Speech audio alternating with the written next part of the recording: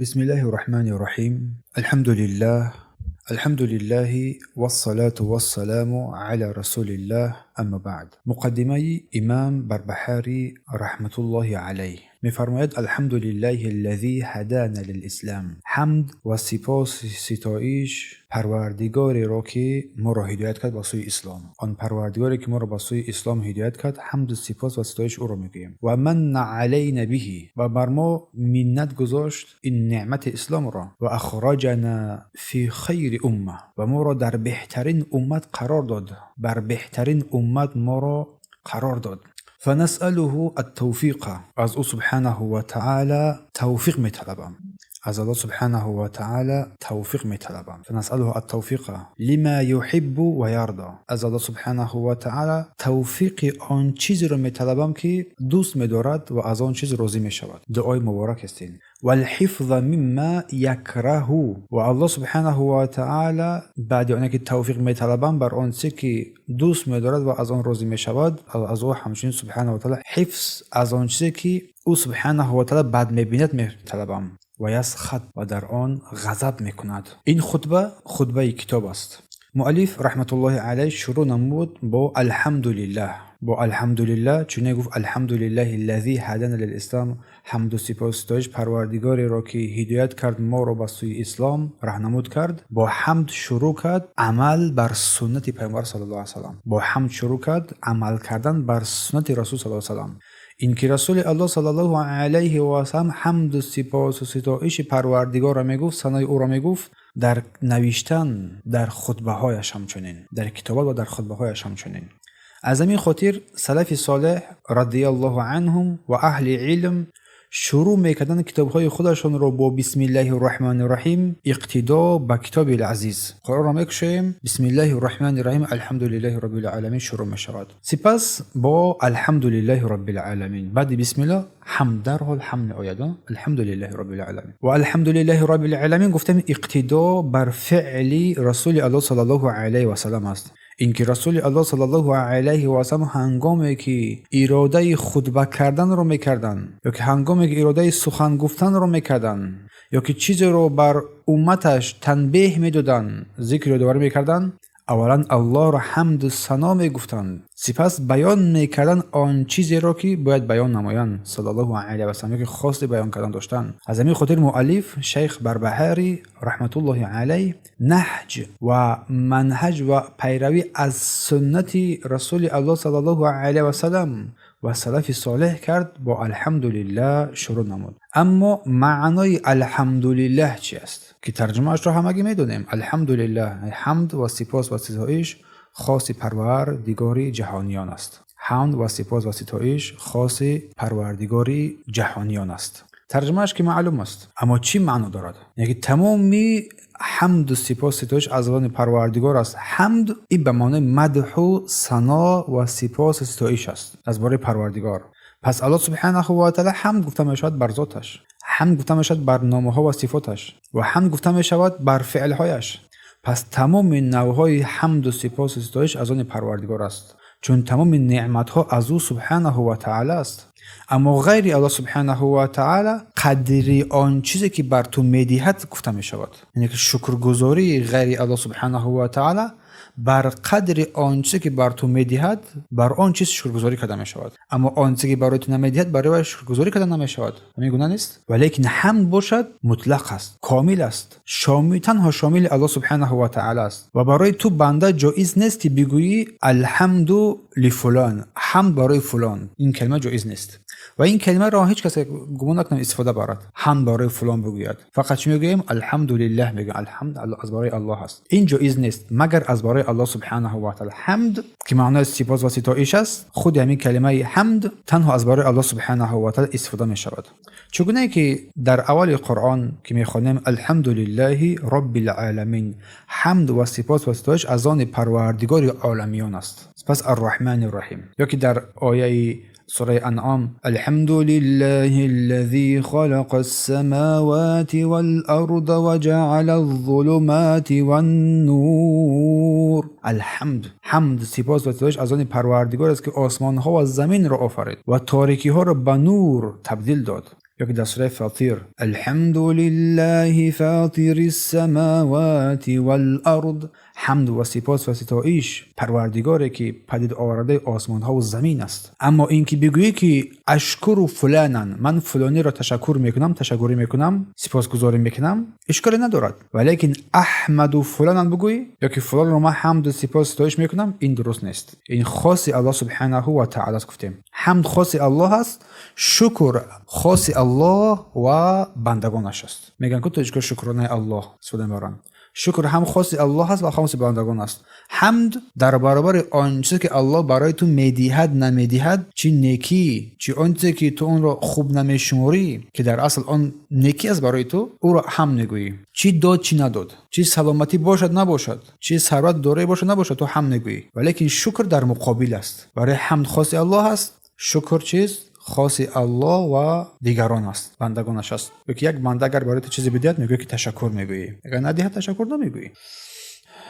الحمدلله در اینجا گفت حمد از آن الله است.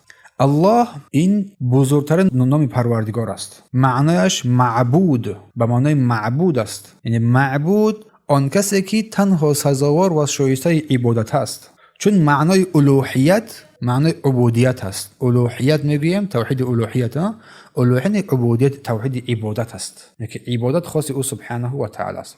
و این نام الله تنها خاص پروردگار است. برای کسی دیگر نامگذاری نمی شود.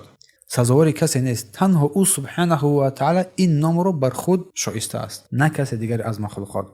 و هیچ کسی توان گذاشتن این نام را هم به خود ندارد، چون جز الله کسی به این نام سزاوار نیست. حتی بزرگان طواغیت، جبروت، کفار، ملحدین، حتی بزرگان طواغیت، حتی فرعون، حتی هیچ کسی به این نام سزاوار نیست و این نام را هم به خود نگذاشتند و نتوانستند بگذارند، چون خاص الله سبحانه و تعالی است. نه فرعون. حتی فرعون نگفت که من الله هم، گفت که من رب شمایم، انا ربکم الاعلی، گفت من پروردگار شما.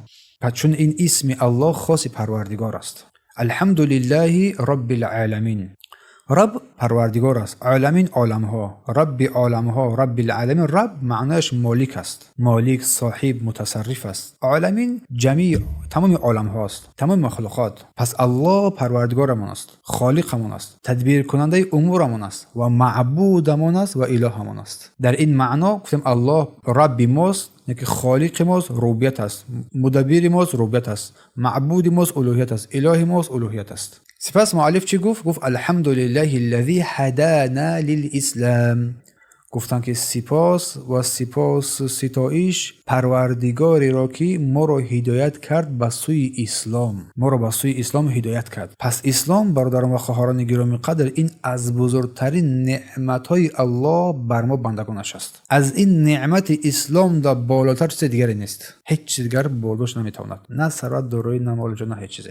الله می‌فرماید که در سوره مائده استعیذ بالله اليوم اکملت لكم دینکم و اتممت علیکم نعمتی و رضیت لكم الاسلام دینا. امروز امروز کامل کردم برای شما دین شما را. دین کامل است، دیگر نیاز بر هیچ چیز زیادتی ندارد و هیچ چیز از این دین کم کردنی هم نیاز ندارد. امروز دین شما را برای شما کامل کردم و نعمتم رو برای شمایان ارزانی کردم و این اسلام رو برای شما دین صحیح و نیکو برگزیدم. الله می‌فرماید پس اسلام این کاملترین نعمت بر مسلمانان است. و الله سبحانه و تعالی می‌فرماید که قل بفضل الله و برحمته، بگو ای پیامبر با فضل الله و رحمت او سبحانه و تعالی، فبذلك فلیفرحوا، و بر این اسلام آنها خرسند و شاد باشند. پس فضل الله، قل بفضل الله، فضل الله این اسلام است و رحمت الله است، قرآن است. پس اگر این رو فهمیدن، درک کردن، فلیفرحوا، پس خرسند شوند بر این اسلام، بر این قرآنی که آمده است برای آنها، برای هدایت آنها. پس این اعتراف تو ای بنده بر این فضل الله سبحانه و تعالی بر خود توست، برای هدایت تو به سوی اسلام. تو که امروز مسلمان هستی، به سوی اسلام آمدی و علم آموزی و راه هدایت رو، راه سنت رو پیشه کردی، پس این فضل الله و رحمت او برای تو است. تو باید شکر و سپاس این فضل رو بدونی که تو رو الله ارشاد کرد، راهنمود کرد و تو رو در این راه ثابت قدم گذاشت. این فضل الله است، نه به قوت تو است، نه به اطرافیان تو است، نه به مال و ثروت دارایی تو است، بلکه تنها این چیز است، این توفیق الله سبحانه و تعالی است. توفیق الله سبحانه و تعالی بر تو بنده است و پروردگار است که تو رو هدایت کرد. برای همین اهل جنت هنگامی که داخل جنت میشوند در روز قیامت چی میگویند؟ اهل جنت هنگامی که داخل جنت میشوند چی میگویند؟ چی سخن میگویند؟ میگن الحمدلله الذی هدانا، سپاس و ستایش پروردگاری را که ما را هدایت کرد. وقتی داخل پیش میشوند ما را هدایت کرد، لهذا بسوی این دین و ما كنا لنهتدی لولا ان هدانا الله، اگر الله ما رو هدایت نمیکرد ما از جمله هدایت یافتگان نمیبودیم، نمیشدیم. این سخن رو میگویند در سوره اعراف. و قول مؤلف که و من علینا گفت و بر ما منت گذاشت. اسلام یک منت از جانب الله سبحانه و تعالی برای بندگانش. این فضل الله سبحانه و تعالی بر بندگانش است، با این نعمت، بر این عافیت، به این رزقی که برای ما و شما عطا کرده است. و سپس مؤلف گفت که و اخرجنا من خیر امه، ما رو از بهترین امت قرار داد، یا که ما رو در بین همه امت‌ها بهترین امت برآورد. این گرفته شده از قول الله سبحانه و تعالی در سوره آل عمران است که الله می‌فرماید کنتم خیر امه اخرجت للناس، شما رو الله بهترین امت قرار داد. به خاطر چیز؟ چون که شما امر بر معروف و نهی از منکر میکنید. کنتم خطاب به سوی مسلمانان، شما خیر امتین، در تمام امتان پیشین شما آخران امت به خیرترین امت هستین. امت مراد از امت در این جماعت است، شما بهترین جماعت هستید. اخرجت للناس، تأمل کن در این للناس گفت، برترین نیکوترین این امت آن کسی است که خیرش نتونه در خودش میموند، خیر این بنده بر دیگرها هم میرسد، خیر این بنده بر دیگرها هم میرسد. این بهترین انسان است. خیر این بنده نه تنها برای خودش است، در دعوتش، در جهادش، در تعلیمش، در راهنماییش بر دیگران میرسد. برای همین برای انسان بسنده نیست که تعلیم بگیرد، بلکه برای انسان لازم است که با آنچه که تعلیم گرفت برای نفس خود عمل کننده باشد.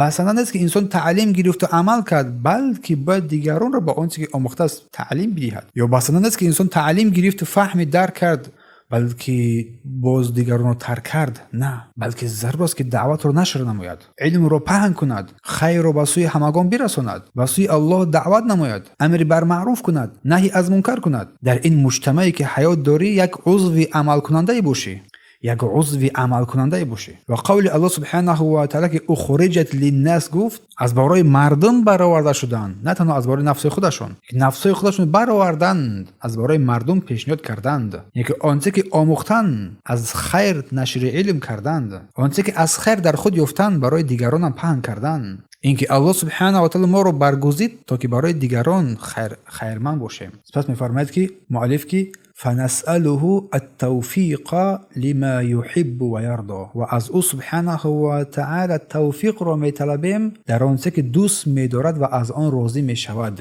اینجا مهم است انسان از الله سبحانه و تعالی ثابت قدمی می‌طلبد. اگر چند حق را می‌فهمد، می‌داند، بر آن عمل می‌کند، بر آن چیزی که آموخته است اعتقاد می‌نماید، الا بر این در امان نماند که گمراه بگردد یا که در فتنه گرفتار شود. برای همین از الله سبحانه و تعالی توفیق می‌طلبه. هیچ وقت با آن اعمالی که داریم فخر نکنیم، هیچ وقت خود رو در امان ندانیم، بلکه از او سبحانه و تعالی توفیق بر بندگی بطلبیم در آنچه که دوست می‌داره و از آن راضی می‌شود، تا که از راه الله سبحانه و تعالی گمراه نگردد. برای همین یکی از دعاهای زیبای رسول الله صلی الله علیه و سلم این بود که یا مقلب القلوب، ای برگرداننده قلب‌ها، ای برگرداننده قلب‌ها، ثبت قلبی علی دینک، قلب من رو در دینت ثابت نگاه بدار.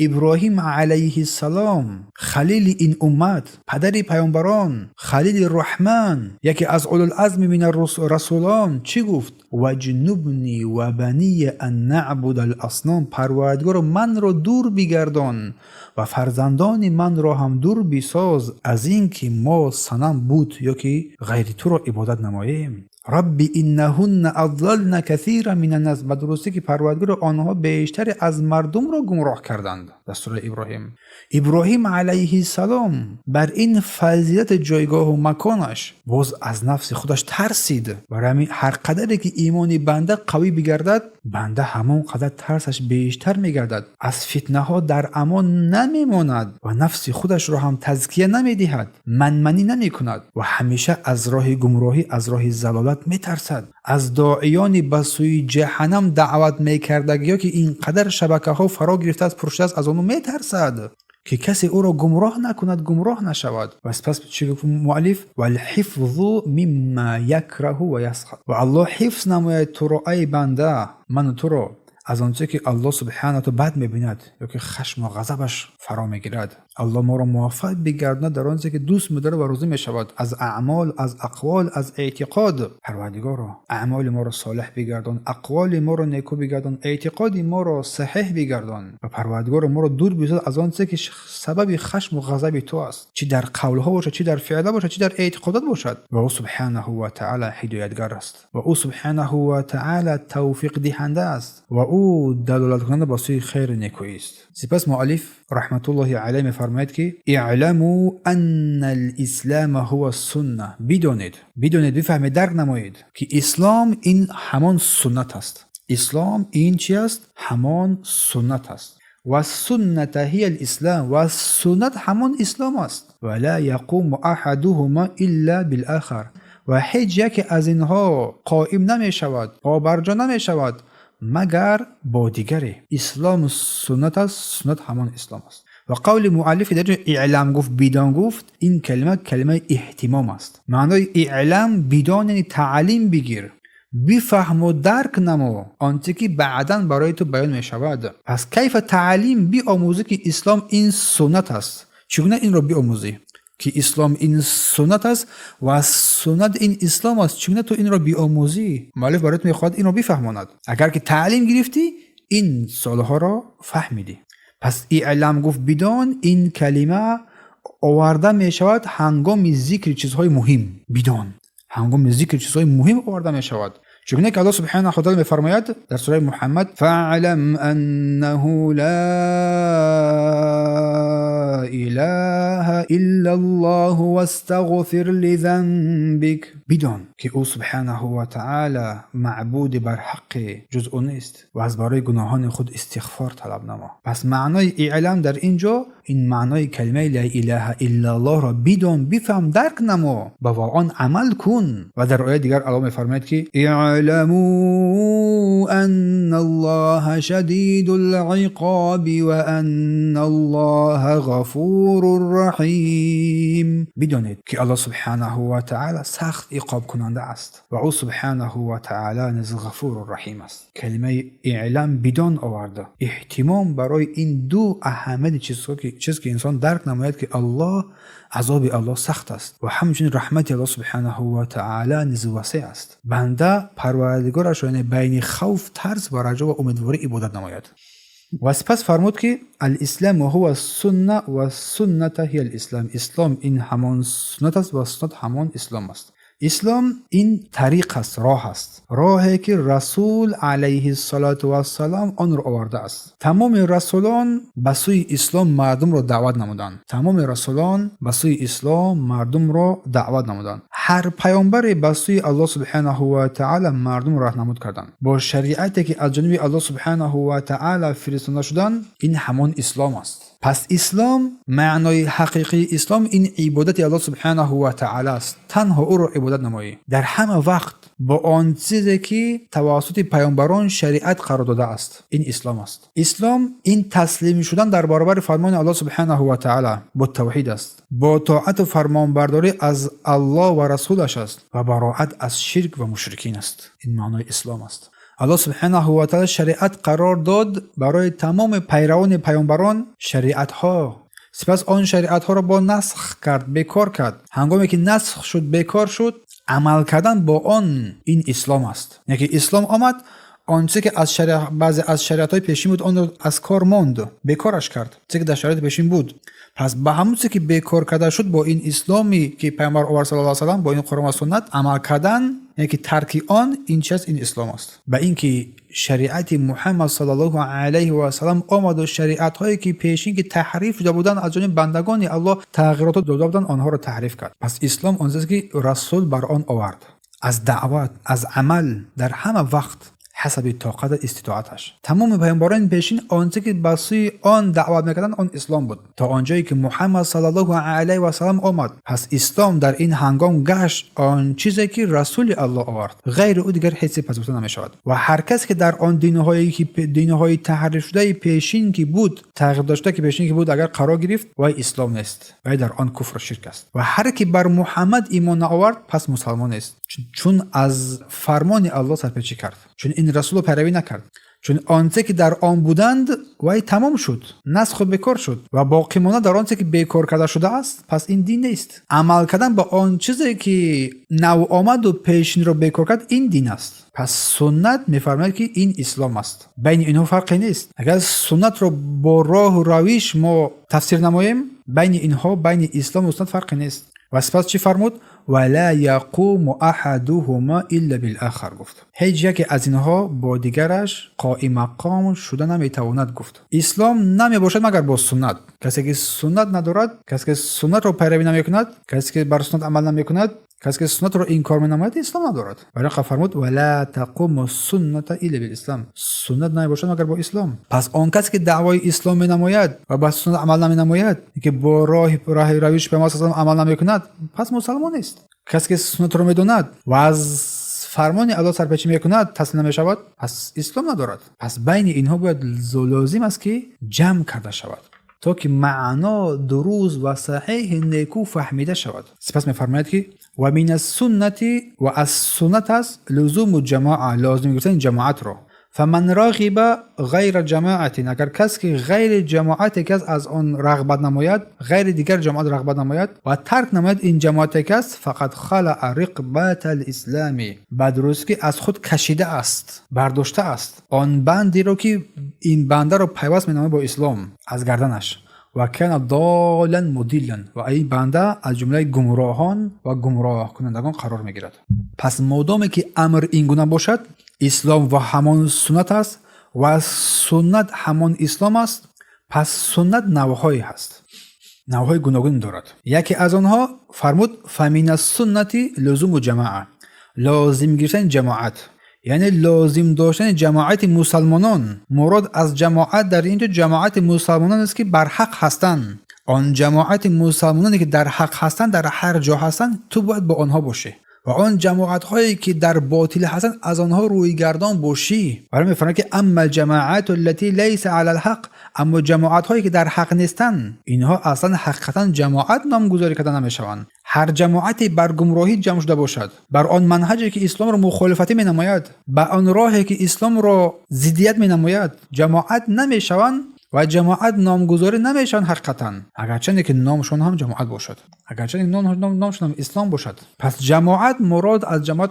در اینجا اینا اهل حق هستند و اهل حق و مراد از جماعت در اینجا اهل حق هستند. این لازم گیرنده آن است که آنها بسیار باشند. اگر یک نفر هم باشد، یک نفر اگر در حق هم باشد، پس به جماعت هست. و همون انسانی که یک نفر که در حق از جماعت ثابت میشود، این ابراهیم کان امه، مثال قرآنی. الله میفرماید که ابراهیم امت بود. اگر یک نفر بود از زمان خودش، یک تا موحد بود، که الله او را امت گفت، مدام که در حق بود. امام احمد رحمت الله علیه در زمان خود یک کس در راه حق بود، در آن راه ایستادگی کرد و را امت گفتند رحمت الله علیه را.